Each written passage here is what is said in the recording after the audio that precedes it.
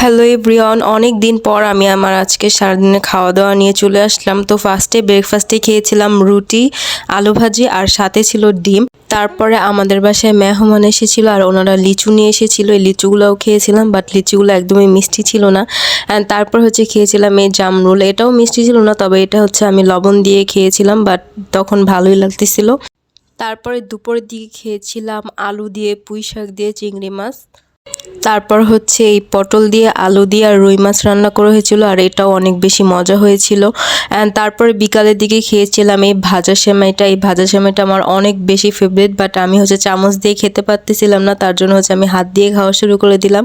And তারপর খেয়েছিলাম এই পাঁপড় ভাজা, যেটা বাসায় বানানো। আর তারপর খেয়েছিলাম নুডলস। অ্যান্ড বিকালের দিকে আমরা একটু বের হয়েছিলাম, আর এই স্মোকি চিপসটা খেয়েছিলাম। তবে এটা দিয়ে ডিটেলসে কিন্তু আমার পেজে ভিডিও দেওয়া আছে, তোমরা চাইলে ভিজিট করে আসতে পারো।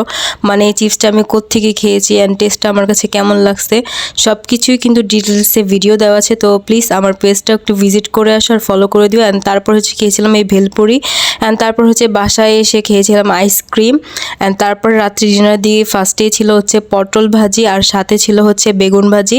অ্যান্ড তারপরে দুপুরে পটল দিয়ে আলু দিয়ে যে রান্না করা তরকারিটা ছিল সেটাই খেয়েছিলাম। আর সাথে আমি পুঁই শাকও নিয়েছিলাম, বাট আমার ভিডিও করা হয়নি। তো এটাই ছিল আমার আজকে সারাদিনের খাওয়া দাওয়া। সবাই ভালো থাকো, আল্লাহ হাফেজ।